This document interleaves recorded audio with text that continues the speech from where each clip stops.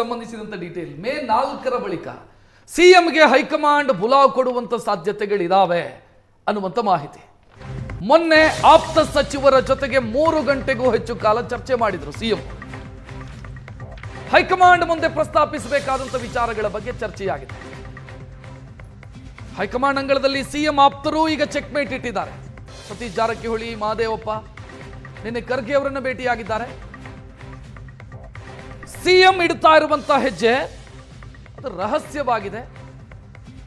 ಅವ್ರ ಸ್ಟ್ಯಾಂಡ್ ಏನು ಅನ್ನೋದರ ಬಗ್ಗೆಯೂ ಕೂಡ ಯಾವುದೇ ಸ್ಪಷ್ಟತೆ ಸಿಗ್ತಾ ಇಲ್ಲ. ಪ್ರಸ್ತಾಪ ಬಂದಾಗ, ಮಾಧ್ಯಮಗಳಿಂದ ಪ್ರಶ್ನೆ ಬಂದಾಗ ಹೈಕಮಾಂಡ್ ಏನ್ ಹೇಳುತ್ತೋ ಅದನ್ನು ಕೇಳ್ತೀನಿ ನಾನು ಅನ್ನೋದಕ್ಕಷ್ಟೇ ಸೀಮಿತ ಸಿದ್ದರಾಮಯ್ಯ ಅವರ ಸ್ಟೇಟ್ಮೆಂಟ್ ಇರೋದು. ಈ ಕಡೆ ಡಿ ಕೆ ಶಿವಕುಮಾರ್ ಅವರಿಂದ ಅಥವಾ ಅವರ ಬೆಂಬಲಿಗರ ಕಡೆಯಿಂದ ಪದೇ ಪದೇ ಗುಡ್ ನ್ಯೂಸ್ ಬರುತ್ತೆ ಅನ್ನುವಂಥ ನಿರೀಕ್ಷೆ ಇದೆ ಅಂತ ಮಾತನಾಡಿದಂಥ ಹೇಳಿಕೆಗಳಿದ್ದಾವೆ. ಸಿದ್ದರಾಮಯ್ಯ ಅವರ ಮಾತು ಯಾವತ್ತೂ ಕೂಡ ಹೈಕಮಾಂಡ್ ಅಷ್ಟೇ, ಆದರೆ ಅವರ ಪುತ್ರ ಮಾತ್ರ 5 ವರ್ಷ ಕಂಟಿನ್ಯೂ ಮಾಡ್ತಾರೆ ನನ್ನ ತಂದೆ ಅಂತ ಪದೇ ಪದೇ ಸ್ಟೇಟ್ಮೆಂಟ್ ಅನ್ನು ಕೊಡ್ತಾನೆ ಇದ್ದಾರೆ. ಎಸ್ ಆನಂದ್, ಬಹುಶಃ ಸಿದ್ದರಾಮಯ್ಯ ಅವರ ಆ ಬಣದ ಸ್ಟ್ಯಾಂಡಿನ ಬಗ್ಗೆನೇ ಕುತೂಹಲ ಇರೋದು. ಒಂದು ವೇಳೆ ಬದಲಾವಣೆಯ ಯೋಚನೆಗಳನ್ನೇನಾದರೂ ಮಾಡ್ತು ಅಂತಂದ್ರೆ ಮೇ 4 ನಂತರ ಸಿದ್ದರಾಮಯ್ಯ ಬಣದ ಸ್ಟ್ಯಾಂಡ್ ಏನಾಗಿರುತ್ತೆ ಅಂತ. ಎಸ್, ಮುಂದೆ ಏನಾಗುತ್ತೆ ಅನ್ನೋದ್ರ ಬಗ್ಗೆ ಈಗಾಗಲೇ ತೀರ್ಮಾನಗಳನ್ನು ಅವರು ಈಗಾಗಲೇ ಬಹುತೇಕ ತೆಗೆದುಕೊಂಡಿದ್ದಾರೆ. ಅಂದರೆ ಕಳೆದ 1 ವಾರದ ಹಿಂದೆ ಸಿದ್ದರಾಮಯ್ಯರ ಬಣದಲ್ಲಿ ಗುರುಸ್ಕೊಂಡಿರ್ತಕ್ಕಂಥ ಮಹದೇವಪ್ಪ, ಜಾರಕಿಹೊಳಿ, ದಿನೇಶ್ ಗುಂಡೂರಾವ್, ಜಮೀರ್ ಅಹ್ಮದ್, ಡಾಕ್ಟರ್ ಜಿ ಪರಮೇಶ್ವರ್ ಸೇರಿದಾಗೆ ಹಲವರು ಒಂದು ಸುದೀರ್ಘವಾಗಿರ್ತಕ್ಕ ಸಭೆಯನ್ನು ಮಾಡಿದರು. ಸಭೆಯ ಸಂದರ್ಭದಲ್ಲಿ ಬಹಳ ಪ್ರಮುಖವಾಗಿ 2023ರಲ್ಲಿ ನೀವು ಮುಖ್ಯಮಂತ್ರಿ ಆಗುವ ಸಂದರ್ಭದಲ್ಲಿ ಇದ್ದಂಥ ವಾತಾವರಣ ಈಗಿಲ್ಲ, ಒಂದಷ್ಟು ಸ್ಟ್ರಾಟಜಿಗಳನ್ನು ಚೇಂಜ್ ಮಾಡ್ಕೋಬೇಕಾಗತ್ತೆ, ಎಲ್ಲ MLAಗಳು ನಿಮ್ಮ ಜೊತೆ ಇದ್ದಾರೆ ಅಂತಕ್ಕಂಥ ಈ ಭಾವನೆ ನಿಮಗೆ ಬೇಡ ಅಂತಕ್ಕಂಥ ಸಲಹೆಗಳನ್ನು ಕೂಡ ಮುಖ್ಯಮಂತ್ರಿ ಕೊಟ್ಟಾಗ ಮುಖ್ಯಮಂತ್ರಿಗಳು ರಾಹುಲ್ ಗಾಂಧಿ ತನ್ನ ಪರವಾಗಿ ಬ್ಯಾಟಿಂಗ್ ಮಾಡ್ತಾರೆ, ಅವರ ಹೇಳುವ ತನಕನೂ ಕೂಡ ಏನೂ ಕೂಡ ಆಗಲ್ಲ ಅಂತಕ್ಕಂಥ ಒಂದು ವಿಶ್ವಾಸದ ಮಾತುಗಳನ್ನು ಸಭೆಯಲ್ಲಿ ಹೇಳ್ತಾರೆ. ಆದರೂ ಕೂಡ ನಾವು ಚುನಾವಣೆ ಬಳಿಕ ಅಂದರೆ ಉಪಚುನಾವಣೆಯ ಈ ಫಲಿತಾಂಶದ ಬಳಿಕ ಮೇ 4 ನಂತರದ ಏನು ಮಾಡಬೇಕು ಅನ್ನೋ ಬಗ್ಗೆ ಒಂದು ಅವ್ರದ್ದೇ ಆಗಿರತಕ್ಕಂಥ ಬ್ಲೂ ಪ್ರಿಂಟ್ ಸಿದ್ಧ ಆಗಿದೆ. ಅದರ ಮುಂದುವರೆದ ಭಾಗವೇ ಸತೀಶ್ ಜಾರಕಿಹೊಳಿ ದೆಹಲಿಗೆ ಹೋಗಿರ್ತಕ್ಕಂಥದ್ದು KPCC ಸ್ಥಾನಕ್ಕಾಗಿ, ಅಧ್ಯಕ್ಷ ಸ್ಥಾನಕ್ಕಾಗಿ ಅವರು ತಮ್ಮದೇ ಆದಂಥ ಲಾಬಿಯನ್ನು ಮುಂದುವರಿಸಿದ್ದು ಮಲ್ಲಿಕಾರ್ಜುನ ಖರ್ಗೆ ಭೇಟಿ ಮಾಡಿದ್ದಾರೆ. ಅವ್ರ ಬೆನ್ನಿಗೆ ಅಹಿಂದ ಸಮಾವೇಶ ಆಗಬೇಕು ಅಂತಕ್ಕಂಥ ಅಜೆಂಡಾ ಇಟ್ಟುಕೊಂಡು ಮಹದೇವಪ್ಪನವರು ಕೂಡ ಮಲ್ಲಿಕಾರ್ಜುನ ಖರ್ಗೆ ಅವರನ್ನು ಭೇಟಿ ಮಾಡಿದ್ದಾರೆ.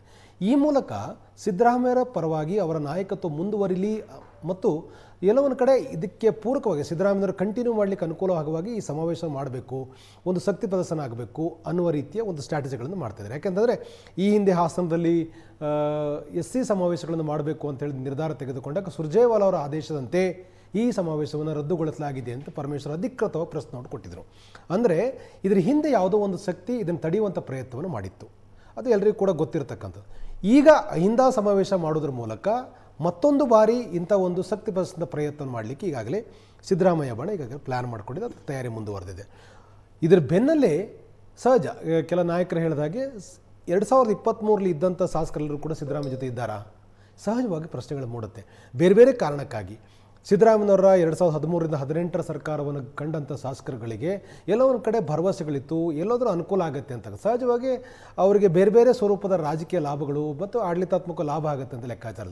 ಆದರೆ ಅಷ್ಟರ ಮಟ್ಟಿಗೆ ಸಿದ್ದರಾಮಯ್ಯವರು ಈಗ ಫುಲ್ಫಿಲ್ ಮಾಡಲಿಕ್ಕೆ ಸಾಧ್ಯ ಆಗಿಲ್ಲ ಅವರಿಗೆ ಇರ್ತಕ್ಕಂಥ ನೀವು. ಹಾಗಾಗಿ ಕೆಲವು ಶಾಸಕರು ಅಸಮಾಧಾನದಲ್ಲಿದ್ದಾರೆ. ಅವರಿಗೆ ಒಂದು ಹೊಸ ಆಶಾವಾದ, ಇನ್ನೊಬ್ರು ಯಾರು ಆದರೆ ನಮಗೇನಾದರೂ ಕೂಡ ಒಳ್ಳೇದಾಗುತ್ತೆ ಅಂತಕ್ಕಂಥದ್ದು. ಮತ್ತೆ 2013ರಿಂದ 2018ರವರೆಗೆ ಕೋಟೆಯಲ್ಲಿ ಬಿರುಕು ಕಾಣಿಸ್ಕೊಂಡಿದೆ. ಸಹಜವಾಗಿ ಅದು ರಾಜಕಾರಣದಲ್ಲಿ ಲಾಭ ಅನ್ನೋ ಲೆಕ್ಕಾಚಾರ ಇದ್ದೇ ಇರುತ್ತೆ. ಹಾಗಾಗಿ ಅವರೆಲ್ಲರೂ ನಿಮ್ಮ ಜೊತೆ ಇದ್ದಾರೆ ಅಂತಕ್ಕಂಥ ಆ ಭಾವನೆ ಬೇಡ. ಹಾಗಾಗಿ ನಾವೇನು ಸ್ಟ್ರಾಟಜಿ ಮಾಡಬೇಕು ಅದನ್ನು ಮಾಡೋಣ ಅಂತಕ್ಕಂಥ ಒಂದು ಪ್ಲ್ಯಾನ್ ಅನ್ನು ಕೂಡ ಈಗಾಗಲೇ CM ಬಣದಲ್ಲಿ ಗುರುಸ್ಕೊಂಡ ಸಚಿವರುಗಳು ಮಾಡ್ತಾ ಇದ್ದಾರೆ. ಮತ್ತು ಒಂದಂತೂ ಸ್ಪಷ್ಟ, 3 ವರ್ಷ ಆಯಿತು ಸಚಿವರುಗಳನ್ನು ಬದಲಾವಣೆ ಮಾಡಿಲ್ಲ, ನಮಗೆ ಅವಕಾಶ ಸಿಗತ್ತೆ ಅಂತ ಕಾದು ಕುಳಿತವ್ರಿಗೆ ಯಾವುದೇ ರೀತಿಯ ಆ ಥರದ ಒಂದು ಆಶಾವಾದ ಕಾಣ್ತಾ ಇಲ್ಲ, ನಮ್ಗೆ ಆಗ್ತೇವೇನೋ ಅಂತ. ಸಹಜವಾಗಿ ಅವರೆಲ್ಲರೂ ಕೂಡ ರಾಜಕೀಯ ಅಧಿಕಾರ ಅನುಭವಿಸೋಗೋಸ್ಕರ ಹೊಸ ಅವಕಾಶಕ್ಕೆ ಕಾಯ್ತಾ ಇದ್ದಾರೆ. ಆ ಹೊಸ ಅವಕಾಶಕ್ಕೆ ಕಾದಾಗ ಒಂದು ನಿಶ್ಚಿತವಾಗಿ ಒಂದು ಬೇರೆ ರೀತಿಯಾಗಿರ್ತಕ್ಕಂಥ ರಾಜಕಾರಣ ಬದಲಾವಣೆ ಆಗಬಹುದು ಅನ್ನುವಂಥ ಆತಂಕ ಕೂಡ CM ಆಪ್ತ ಬಳಗದಲ್ಲಿದೆ. ಆ ಕಾರಣಕ್ಕಾಗಿ ಅವರು ಸ್ಟ್ರಾಟಜಿಗಳನ್ನು ಮಾಡ್ತಾ ಇದ್ದಾರೆ. ಎಸ್, ಅವಕಾಶ 2.5 ವರ್ಷ 3 ವರ್ಷ ಆಯಿತು. ದೇವರಾಜರಸರ ದಾಖಲೆಯನ್ನು ಬ್ರೇಕ್ ಮಾಡಿದರು. ಬಜೆಟ್ನ ದಾಖಲೆಯನ್ನು ಕೂಡ ಯಾರೂ ಬ್ರೇಕ್ ಮಾಡೋದಕ್ಕೆ ಸಾಧ್ಯವಾಗದಂಥ ದಾಖಲೆಯನ್ನು ಸೃಷ್ಟಿ ಮಾಡಿದರು. ಎಲ್ಲ ಅವಕಾಶಗಳು ಕೂಡ ಸಿಕ್ತು. ಕುರ್ಚಿ ಬಿಟ್ಟು ಕೊಡಬೇಕು ಅನ್ನುವಂಥ ಹೈಕಮಾಂಡ್ನ ಸೂಚನೆ ಏನಾದರೂ ಬಂತು ಅಂತಾದರೆ ಅದನ್ನು ಪಾಲಿಸುವಂಥ ಮನಸ್ಥಿತಿಯಲ್ಲಿ ಇದ್ದಾರಾ ಸಿದ್ದರಾಮಯ್ಯ ಮತ್ತು ಅವರ ಟೀಮು? ರಕ್ಷತ್, ನೋಡಿ, ಒಂದು ರಾಷ್ಟ್ರೀಯ ಪಕ್ಷದಲ್ಲಿ ಹೈಕಮಾಂಡ್ ಏನು ಹೇಳುತ್ತೆ ಅದನ್ನು ಕೇಳದ ಸ್ಥಿತಿಯಲ್ಲಿ ಯಾವ ಮುಖ್ಯಮಂತ್ರಿಯೂ ಕೂಡ ಮುಂದುವರಿಲಿಕ್ಕೆ ಸಾಧ್ಯ ಇಲ್ಲ. ಅನ್ಲೆಸ್ ಯು ಹ್ಯಾವ್ ಅಂದರೆ ಈಗ ದೇವರಾಜ ಅರಸರಿಗೆ ಒಂದು ಕಮಾಂಡ್ ಇತ್ತು ನೋಡಿ, ಆ ಮಟ್ಟದ ಶಾಸಕರ ಬೆಂಬಲ ಏನು ಇವತ್ತು ಯಾವುದೇ ರಾಷ್ಟ್ರೀಯ ಪಕ್ಷದ ನಾಯಕರಿಗಿರಲ್ಲ. ಹಾಗೆ ನನಗನ್ಸುತ್ತೆ ಮೇ 4ರಿಂದ 10 ಅಥವಾ 15 ಹೈಕಮಾಂಡ್ ಕರೆಯತ್ತಾ ಇಲ್ವಾ ಅಂತಕ್ಕಂಥದ್ದು ಮುಖ್ಯ ಪ್ರಶ್ನೆ. ಈ ಮೀಟಿಂಗ್ ಆದರೆ ಡಿ ಕೆ ಶಿವಕುಮಾರ್ ಏನು ಪ್ರಯತ್ನ ಪಡ್ತಾರೆ, ಮೀಟಿಂಗ್ ಆಗಬೇಕು. ಮೀಟಿಂಗ್ ಆದರೆ D K will be upper hand.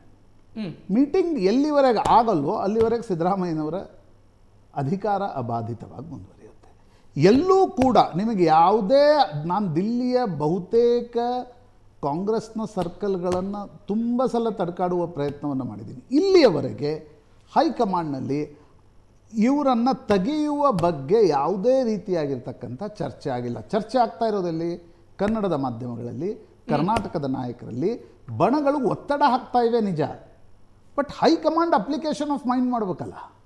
High command ಇಲ್ಲಿಯವರೆಗೆ ಅಪ್ಲಿಕೇಶನ್ ಆಫ್ ಮೈಂಡ್ ಮಾಡಲಿಕ್ಕೆ ತಯಾರಿಲ್ಲ. ಯಾಕಂದರೆ ಹೈಕಮಾಂಡ್ಗೆ ಹೆದರಿಕೆ ಇದೆ. ಈಗ ನೀವು ರಾಘವ್ ಚಡ್ಡಾ ಇನ್ಸಿಡೆಂಟನ್ನು ನೋಡಿದರೆ ಸಣ್ಣ ಮಟ್ಟದ ಅಸಮಾಧಾನದ ಲಾಭವನ್ನು ಬಿ ಜೆ ಪಿ ದಂಡಿಯಾಗಿ ತೆಗೆದುಕೊಂಡು ರಾಜ್ಯಸಭೆಯ 7 ಜನ ಸಂಸದರ ಬೆಂಬಲ ಏಕಕಾಲಕ್ಕೆ ದೊರೆಯೋದಂದರೆ ಸಾಮಾನ್ಯ ಸಂಗತಿ ಅಲ್ಲ.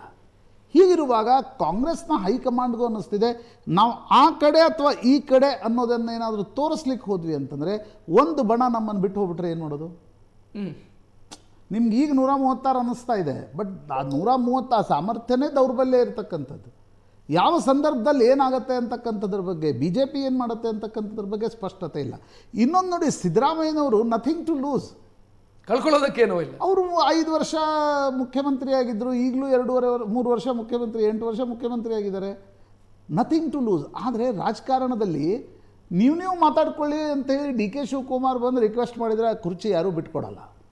High command has to take a call. ಹೈಕಮಾಂಡ್ಗೆ ನಾನಾ ರೀತಿಯ ಮಾನದಂಡಗಳಿವೆ. ನಾನು ಫಸ್ಟ್ ಮಾನದಂಡ ಹೇಳಿದೆ, ಹಿಂದುಳಿದ ವರ್ಗದ ನಾಯಕನನ್ನು ತೆಗಿಬೇಕಾ. ಎರಡನೇದು, ತೆಗೆಯುವ ಸಂದರ್ಭದಲ್ಲಿ ಬಂದರೆ ಆಗ ಸಿದ್ದರಾಮಯ್ಯನವರು ಹೆಂಗೆ ರಿಯಾಕ್ಟ್ ಮಾಡ್ತಾರೆ, ಯು ಡೋಂಟ್ ನೋ. ಕರೆಕ್ಟ್. ಆಗ ಈಗ ಮೊನ್ನೆ ದಾವಣಗೆರೆಯಲ್ಲಿ ಏನು ಘಟನೆಗಳು ನಡೆದ್ವಲ್ಲ, ಅದೇನು ತೋರಿಸ್ಕೊಡ್ತಾ ಇದೆ, ಕಾಂಗ್ರೆಸ್ನ ಒಳಗಡೆ ಒಂದು ಜ್ವಾಲಾಮುಖಿ ತರಹದ ಒಂದು ಸಿಟ್ಟು ಬೇಗುದಿ ಒಳಗಡೆ ಇದೆ. ಅದು ನೀವು ಒಂದು ಸಣ್ಣ ಏನಾದರೂ ಅದನ್ನು ವಾಲ್ವ್ ಓಪನ್ ಮಾಡಲಿಕ್ಕೆ ಹೋಗ್ಬಿಟ್ರೆ ಅದು ಸ್ಫೋಟಗೊಳ್ಳುವ ಪರಿಣಾಮ ಏನು, ಅದು ಕಂಟ್ರೋಲ್ಡ್ ಎಕ್ಸ್ಪ್ಲೋಷನ್ ಆಗಲ್ಲ. ಅಲ್ಲಿ ಬಿ ಜೆ ಪಿ ಏನಾದರೂ ಅಲ್ಲಿ ಬಂದು ಕೆಳಗಡೆ ಕಾಯಿಸಿದರೆ ಆ ಎಕ್ಸ್ಪ್ಲೋಷನ್ ಏನು ಸ್ವರೂಪ ತೆಗೆದುಕೊಳ್ಳುತ್ತೆ ಗೊತ್ತಿಲ್ಲ. ಎರಡನೇ ಕಾರಣ, ಹೈಕಮಾಂಡ್ ಏನನ್ನೂ ಮಾಡದೇ ಇರಲಿಕ್ಕೆ ಅದು ಮುಖ್ಯ ಕಾರಣ. ಮೂರನೇ ಕಾರಣ ರಕ್ಷತ್, ಡಿ ಕೆ ಶಿವಕುಮಾರ್ ಐದರ್ ಹೈಕಮಾಂಡ್ ಅಸಹಾಯಕತೆ ಸಿದ್ದರಾಮಯ್ಯ ಅವರಿಗೆ ಅನುಕೂಲ ಆಗ್ತಿದೆ. ಡೆಫಿನೆಟ್ಲಿ ಇವತ್ತಿನ ಕಾಂಗ್ರೆಸ್ನ ಹೈಕಮಾಂಡ್ ಪ್ರಬಲ ಹೈಕಮಾಂಡ್ ಏನಲ್ಲ. ಅದು ಅಂದರೆ ನಾವು ಹೆಂಗೆ ಬೇಕಾದಂಗೆ ಮಾಡಿಬಿಡ್ತೀವಿ. ಯಾಕಂದರೆ ಇಬ್ಬರೂ ಕೂಡ ಅಷ್ಟೇ ಪ್ರಬಲ ನಾಯಕರಿದ್ದಾರೆ. ಸಿದ್ದರಾಮಯ್ಯನವರು is the biggest mass leader as of ನಾವು. ಅವ್ರಿಗೊಂದು ವೋಟಿಂಗ್ ಪ್ಯಾಟರ್ನ್ ಇದೆ. ಇನ್ನೊಂದು ಕಡೆ ಡಿ ಕೆ ಶಿವಕುಮಾರ್ ಬಳಿ ರಿಸೋರ್ಸಸ್ ಇದೆ, ಸ್ಟ್ರಾಂಗ್ ಮ್ಯಾನ್ ಇದ್ದಾರೆ, ಒಕ್ಕಲಿಗ ಸಮುದಾಯದಿಂದ ಬರ್ತಾರೆ. ಈಗ ಪರಮೇಶ್ವರ್ ಮತ್ತು ಮಲ್ಲಿಕಾರ್ಜುನ್ ಖರ್ಗೆ ಕೂಡ ಮುಖ್ಯಮಂತ್ರಿ ಸ್ಥಾನದ ಕ್ಲೈಮ್ಯಾಕ್ಸ್. ಸಿದ್ದರಾಮಯ್ಯ ಅವರು ಏನು ಸ್ಟೆಪ್ ತೆಗೆದುಕೊಳ್ತಾರೆ ಅನ್ನೋದ್ರ ಬಗ್ಗೆ ಹೈಕಮಾಂಡ್ಗೆ ಆತಂಕ ಇರಬಹುದು. ಡಿ ಕೆ ಆ ಸ್ಟೆಪ್ ತೆಗೆದುಕೊಳ್ಳಲ್ಲ ಅನ್ನುವಂಥ ಕಾನ್ಫಿಡೆನ್ಸ್ ಹೆಂಗಿದೆ? ಅಲ್ಲ, ಕಾನ್ಫಿಡೆನ್ಸ್ ಅಂತಂದರೆ ನಿಮಗೆ ಶಾಸಕರ ಬೆಂಬಲ.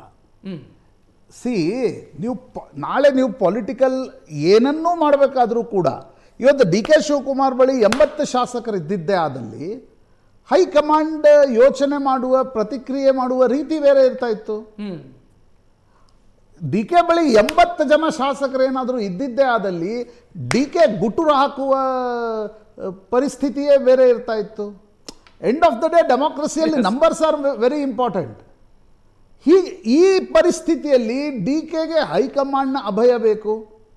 ಸಿದ್ದರಾಮಯ್ಯನವ್ರಿಗೆ ಹೈಕಮಾಂಡ್ನಲ್ಲಿ ಒಂದು ಅನಿವಾರ್ಯತೆ ಏನಿದೆ ಅದರ ಬಗ್ಗೆ ಚೆನ್ನಾಗಿ ಗೊತ್ತಿದೆ. ಇನ್ನೊಂದು, ಶಾಸಕರ ಸಂಖ್ಯೆ ಬೈ ಡಿಫಾಲ್ಟ್ ಸಿದ್ದರಾಮಯ್ಯನವ್ರ ಜೊತೆ ಇರುತ್ತೆ. ಯಾಕಂದರೆ ಕುರುಬ ಮತಗಳಿವೆ ಅಲ್ಲಿ.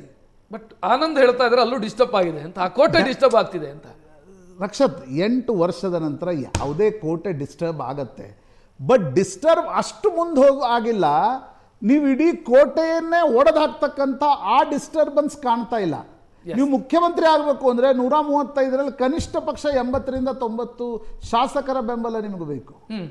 ಹೀಗಾಗಿ ಈಗ ಸಿದ್ದರಾಮಯ್ಯನವ್ರು ಏನು ಮಾಡ್ತಾರೆ ನೋಡಿ, ಅಂದರೆ ಯಾರು ರಾಜಕಾರಣವನ್ನು ಗಮನಿಸ್ತಿದ್ದಾರೆ ಆ ಜಾಣತನವನ್ನು ಗಮನಿಸಬೇಕು.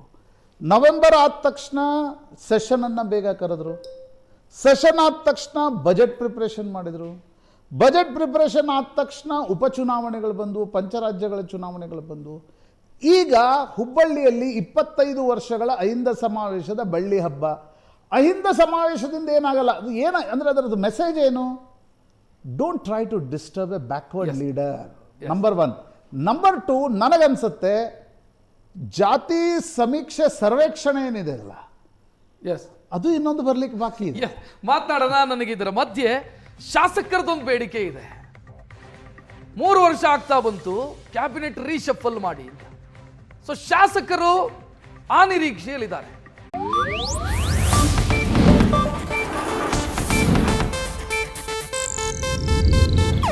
ಇದು ಏಷ್ಯಾನೆಟ್ ನ್ಯೂಸ್ ನೆಟ್ವರ್ಕ್ ಪ್ರಸ್ತುತಿ.